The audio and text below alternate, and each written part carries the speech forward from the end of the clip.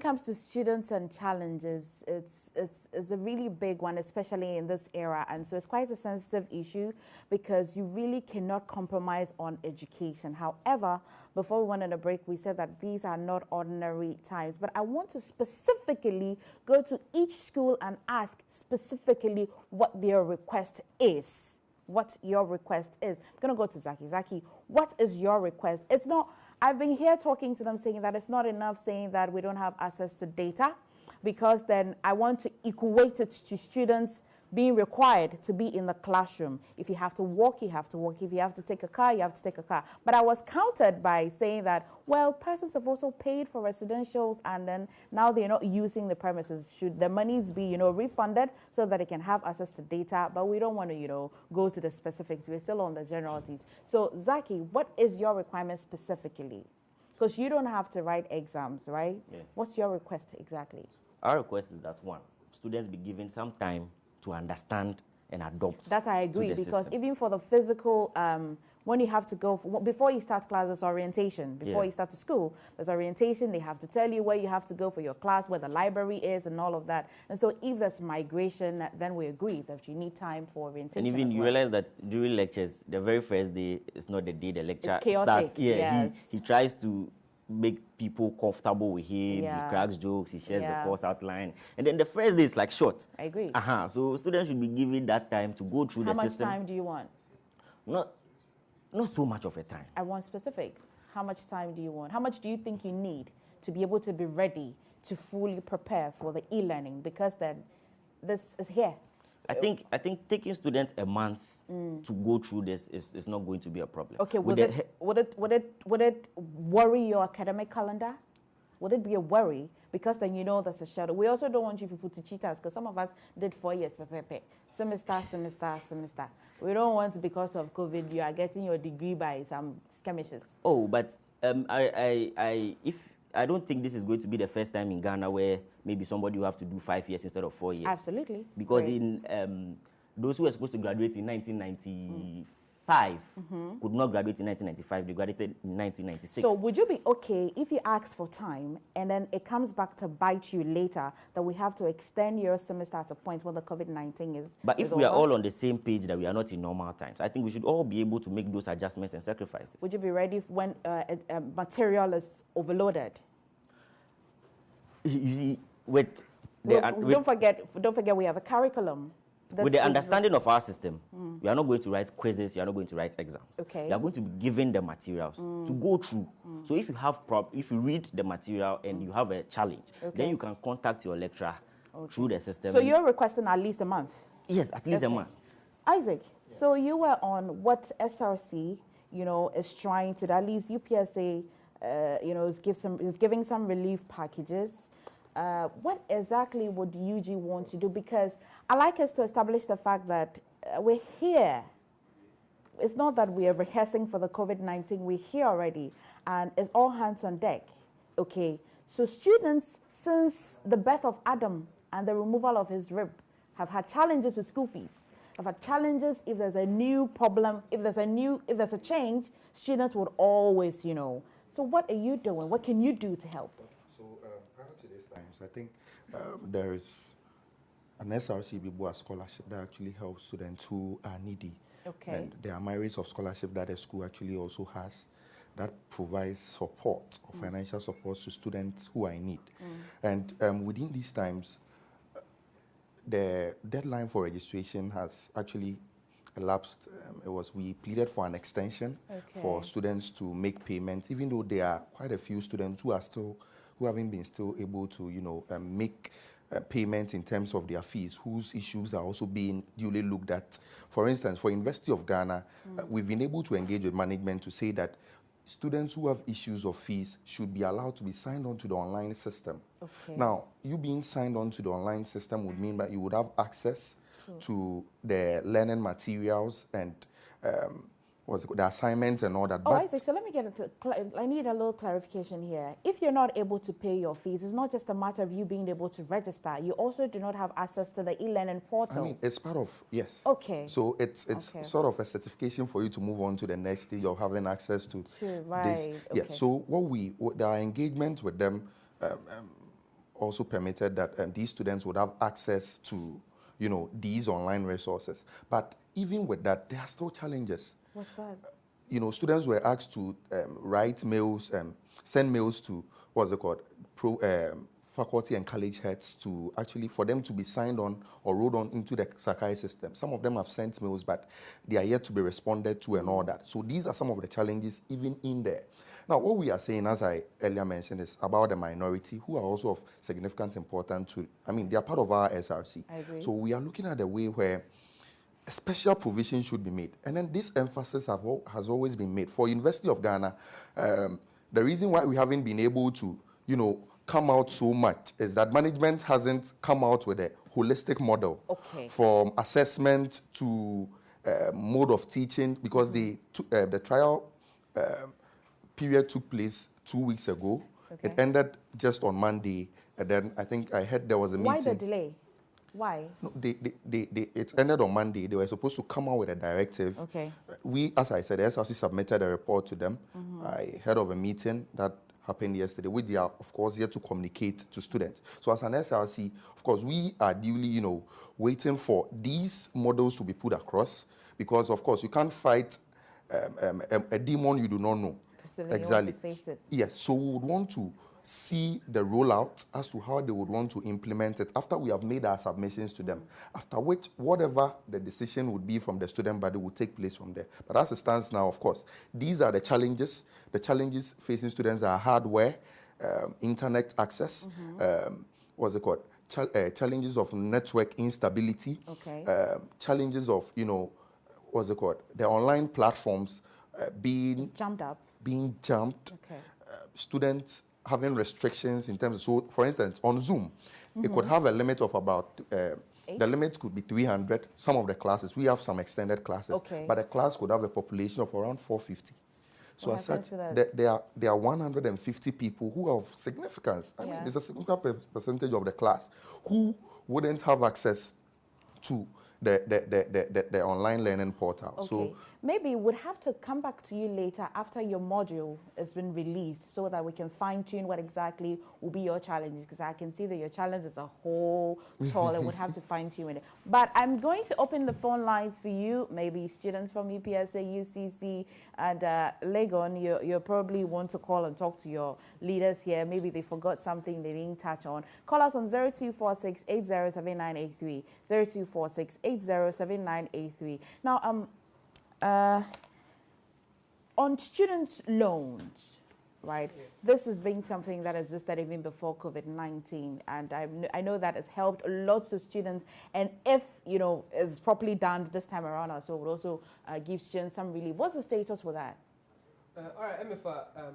Before we were asked to come home on the 16th of March, some students called me. Some beneficiaries of the student loan called me that they've received their monies and they will top up to register.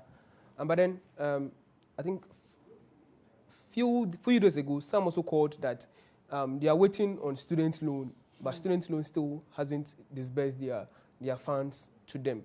And I called the office. What I was told was that because of the lockdown, they are not working. So they'll come back after the lockdown to do the rest of the disbursements. Let me be honest here. Are you able to measure persons who genuinely need help? Are you able, as leaders, able to measure students who genuinely need help? School fees and all of that? Emefa, someone will call you and I know. Sorry, I know. Jeff only had a friend who used his school fees to buy a shoe. Emefa, someone will call you and be like... okay, we have a caller. Give me. Hello, Michael from UCC. Yeah, hello. Hi, good morning, Michael. Yeah, good morning. Okay, so talk to us, please. Please, I wanted to ask Zaki a question. Okay. Zaki, yours. Please, the question is, some students can't get their default password from their institutional email. Come again, please. Some students can't get their default password. Default password. Yes. Okay. To reset their email. Okay. That has been given in the portal. Okay. Yes. All right. They are finding challenges, and me myself, I'm a victim of that challenge, because I went to my portal and then was only my institutional email that was there. Okay. My default password wasn't there for me to reset the institutional email to use to register for the e-learning platform. Okay. All right. Thank you, Michael. So Zaki will take that question for you, okay? You can also call us quickly on 0246-807983. So I was on. How are you able to measure students who genuinely cannot pay their fees?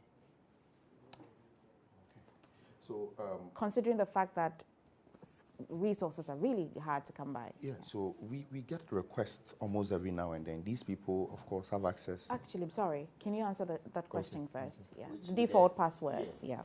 I'm sure with this question, you would now agree with me that there are certain challenges that need to be cleared. Absolutely. Because this e-learning for UCC is scheduled to start on the 22nd. And 22nd of April. Yes, of this month. And if today is 17th and someone still can't access his institutional password, I don't think that then we are actually ready. We've actually cleared all the challenges. Because me personally, as SRC president, I've told my students that we are halting with every process that has to do with this e-learning thing until all challenges are cleared. And I would like to use this opportunity, this medium, to tell all my students that I have not gone onto the platform. I have not. So I have not even... I have another caller from UCC. Hello. Hello. Hi, Samuel. Good morning. Good morning. My question directly goes to my SRC President Zaki. Okay. Like, I would like to ask you, what are the measures the SRC are putting in place and for us to get ourselves to meet the data or something so we can use that one to access our online platform? And since the management has not considered some of the petitions that they are writing to the students, so what are some of the things that the SRC they are putting in place for us to Thank you so much. by? Okay, thank you so much, Samuel. Keep watching and your SRC president will answer it. So it seems, do you have challenges in requests that you're putting to management? How well is the response? Well, we'll be giving some indication that we'll go back and then address those issues. But that is why we are of the view that if we are going to go back to have all those issues addressed, then let's hold on with the whole process. Let us clear and make sure that we understand each other, we are on the same page, and then we can start. Someone has bypassed the government and asking you as SRC president, what are you doing or what are you going to do about data? Question that I've been asking, that as leaders, what can you do? What are some of the innovative and creative ideas you can come up to be able to help persons, should in case government is overwhelmed or management is overwhelmed?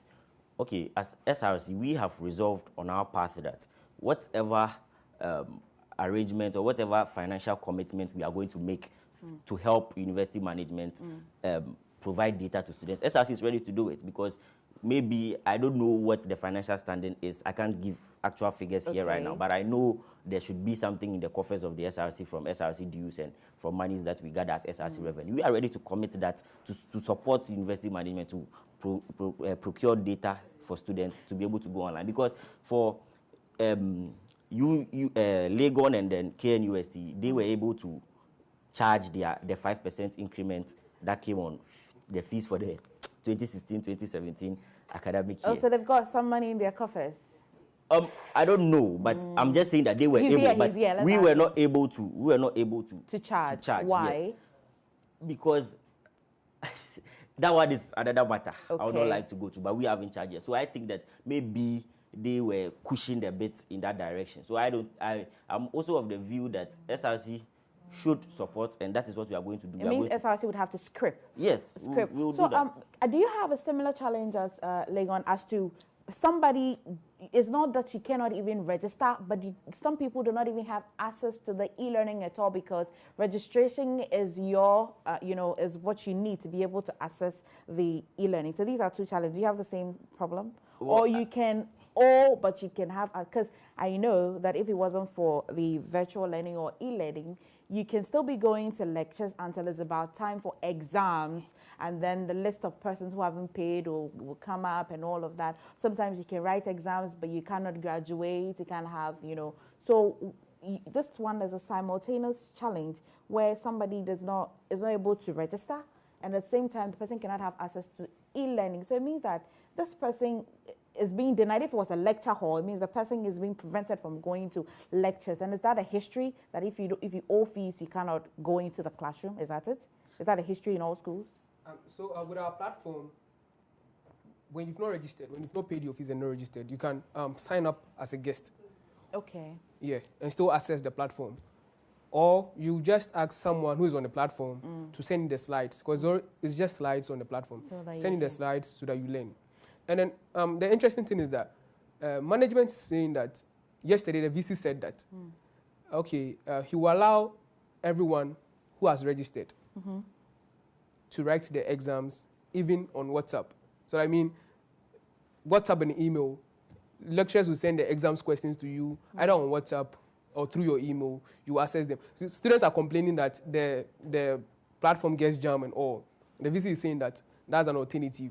Your questions can be sent to you through WhatsApp or through your email, and then you can get access to them, solve them, and then take screenshots of the answers and then send through WhatsApp to the lecturers too. This brings me to a very interesting question. Now, Isaac, so apart from persons not having access to data or poor networks in remote areas, some people do not even have phones that can connect to the internet, so they have what we popularly call YAM. Now with the COVID-19, you know, people can download, but there's arrangements where you can call a short code or you can dial a short code, so that it's not that you need a phone that needs internet. Have you considered that as well? Well, when you look at having access to what was it called, lecture slides and all that, you can't simply use a YAM phone to even, I mean, it would be of great disservice to such a person. Okay. So such an alternative would be a zero-sum sort of initiative. Yeah. But speaking to the challenges as well,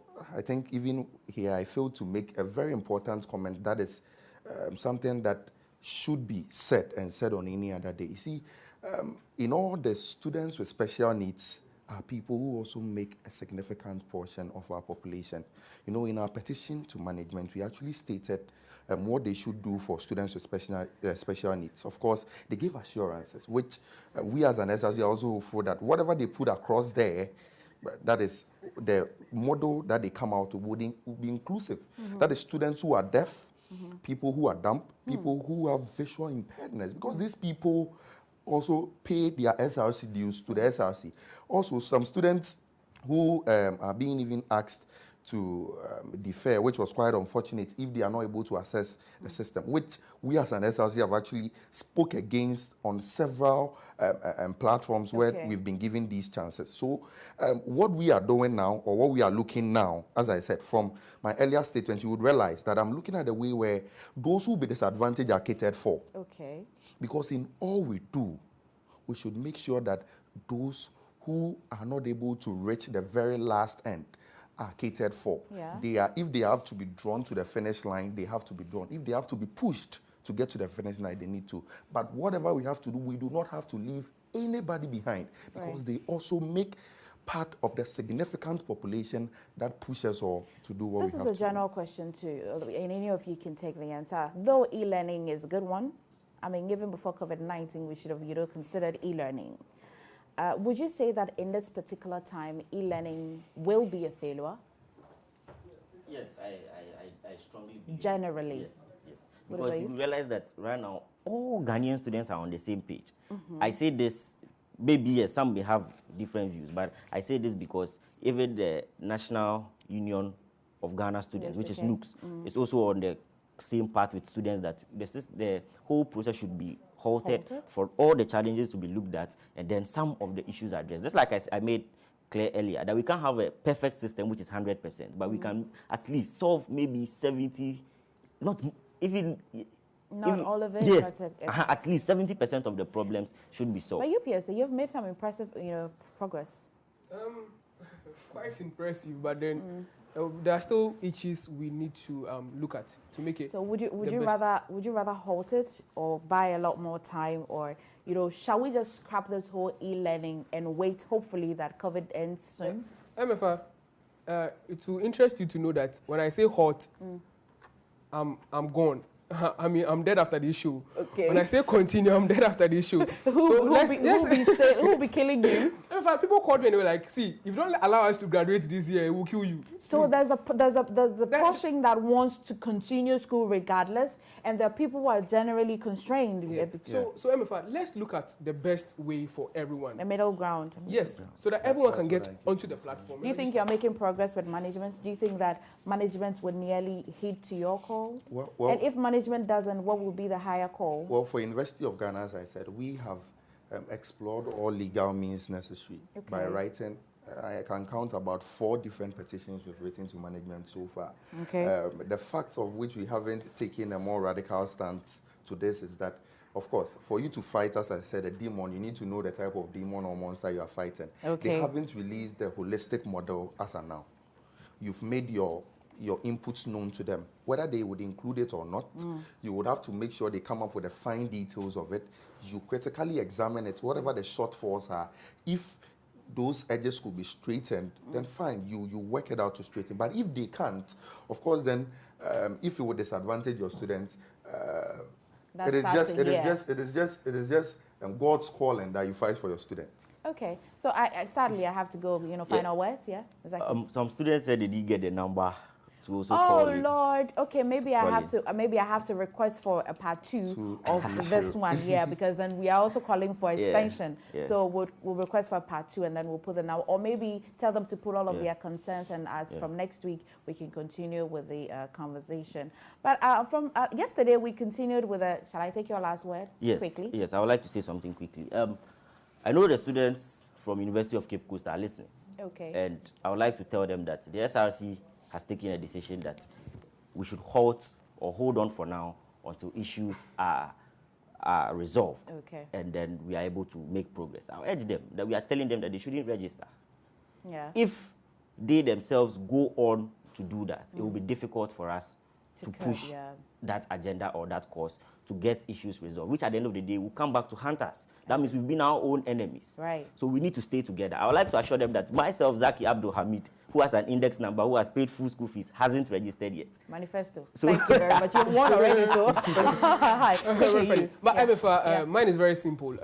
There's a plea to management that they are doing well. Okay. We acknowledge what they are doing. Okay. But our problem is a minimal number hasn't paid and can't get access to the portal. Yeah. SRC is doing its best to help some students get onto the platform to write the exams, to write the offline exams. Okay. Yeah. So what we are asking of them is to just allow the little number to register. And UPSA for once. Okay. Maybe if the second time. Okay. I would say that for University of Ghana SRC, we are still poised to ensure that as and when, of course, we are expecting the management releases the final model very soon. Okay. When it comes out, whatever we deem it necessary to do, that no students is disadvantaged, will be done for the entirety of students to actually duly benefit from it. Okay, it's a pleasure having you. Yeah. To you lastly, I've realized that at the end of the show, I realized you also now understand our issues very well. So I want you to also join our course. When we have people like you also joining our course, I wouldn't have a choice.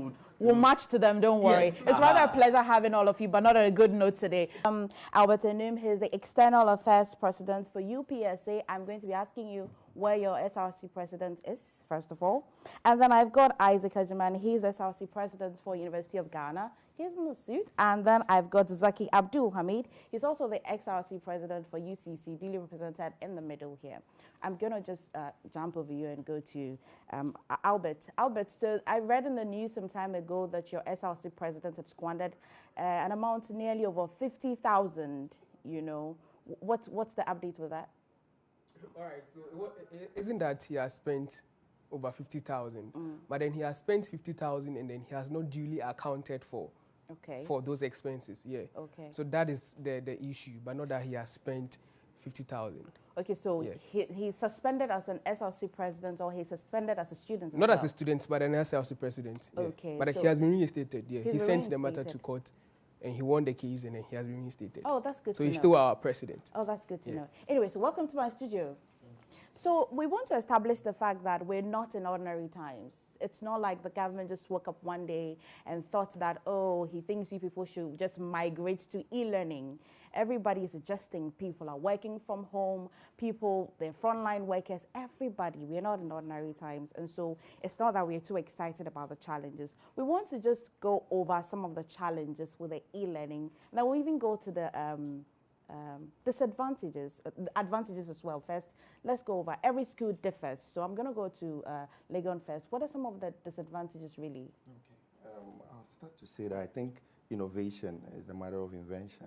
Okay. So, of course, in various points in time, we have to be innovative. But in our quest to be innovative, I think we have to also be very tactful in taking up any initiative that we wish to put out there. Now, why do I say this? The e-learning, of course, is a brilliant idea. Nobody is saying it's not. But in these times of implementation, I think due cognizance must be taken in terms of people who are within the minority and people who are also within the majority class. That is, issues of access is one that is paramount that has come up within these times.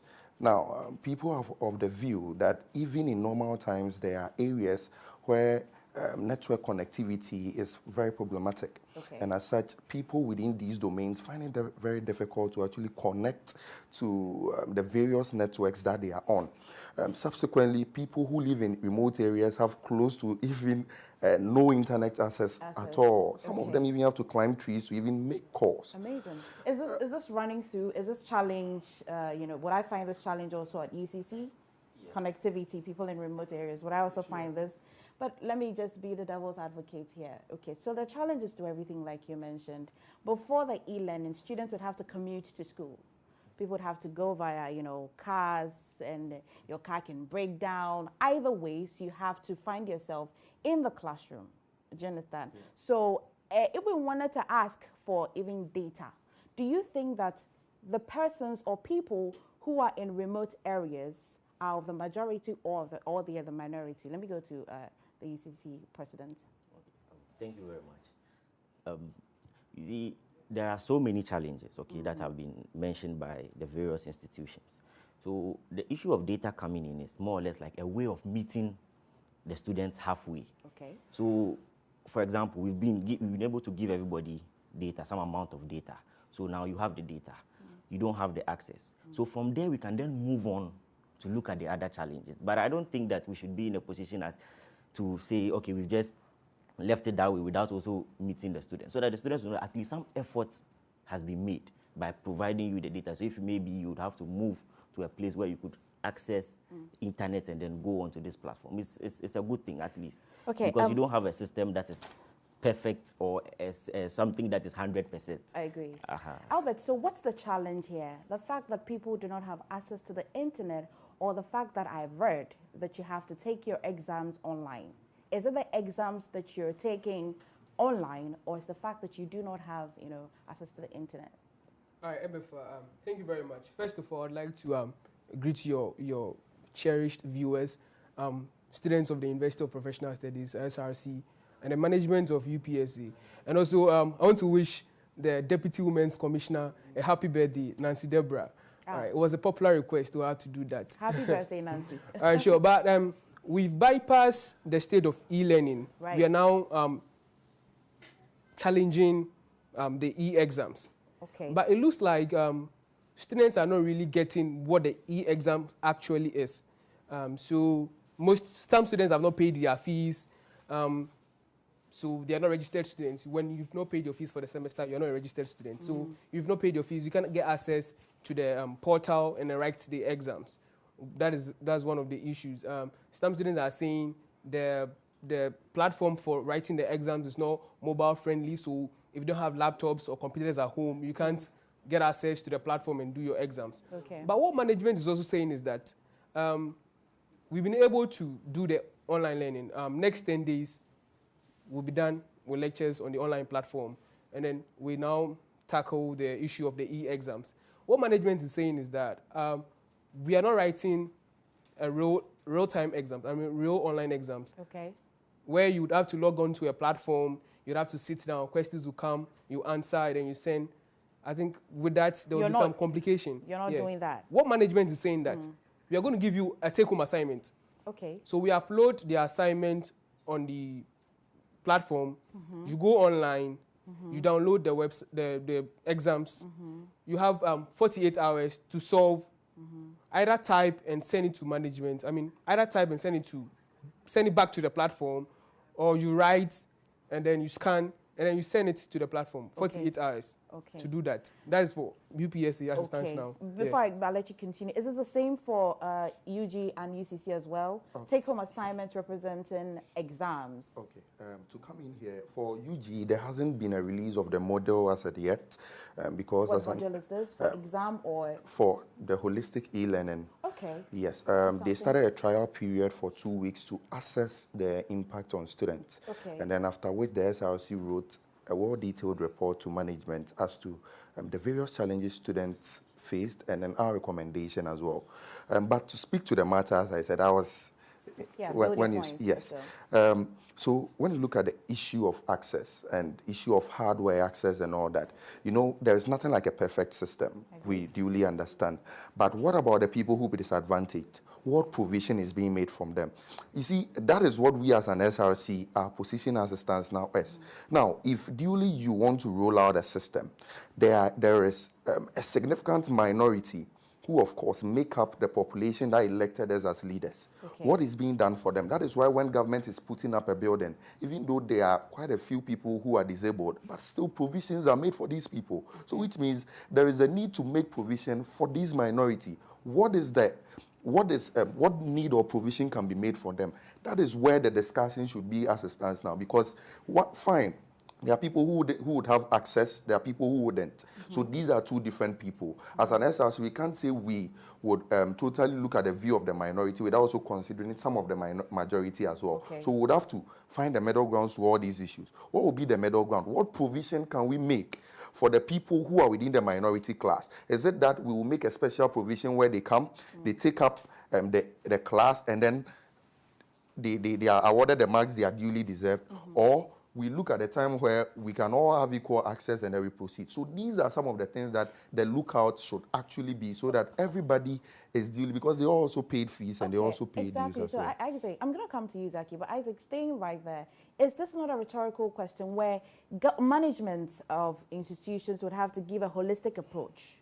They cannot custom make, solutions for students. So as SRC, persons might have paid fees, some of them might have not paid. But I know that there's SRC fee, there's some dues and all of that. What can you do? We're here now. We're faced with a challenge. Education must still go on. Government has outdone itself. Okay, they're trying their best. So what can the SRC do? You think about it. I'll come back. I'm going to Zaki. Zaki, so your institution as well, are they replacing physical exams with assignments? Are you taking assignments home just as UPS is doing, or your approach is different? Yes, our approach is a bit what's your different. approach? Ours is that it's just going to be students having access to course materials, and then being able to go through them. When they have problems, they're able to engage their lecturers. And then we are hoping that as soon as possible, COVID-19 will leave us, and then we come back to school and means are found to write the exam. Okay, so you're not forced to write exams or anything, but UPSA, yours is in the form of an assignment, so one way or the other. But are you sure they're going to grade or score you for exams? Yes, of course. So Emefa, let me come to this. As it stands now, about 11,290. I'm not sure about the figure, but about 11,290 have paid their fees. Okay. And then about a little over 3,000 haven't paid. So when you're looking at percentages, you're looking at, let's say, 79% against 21 that have not paid. And then with this 21, we have some students who are in the lockdown areas who can't go out and pay their fees so that they get registered onto the system. What do you mean by go out and pay their fees? I mean, they cannot access the bank? The banks, fine. Yeah, some also having top-ups of 200 cedis, 300 cedis, 100 cedis to top up their fees and then get registered. So what SRC has done is to disburse almost over a little over 40,000 as a relief fund for these students who can't afford, those students who can't add the 50s, the 100s, and the 150s so that they get registered. So 40,000 for the 3,000 students who... No, not the 3,000 students, but I mean some have not paid at all. Okay. And then so you're just trying to help people to be able to register? Register, so that we can reduce the 21% that are not registered. Okay. So let's say when that goes through, we'll have about 19% not registered. Okay. And then what happens to the 19%? They'll still say they still need to get online. Okay. We're just suggesting to management, allow everyone to get onto the system.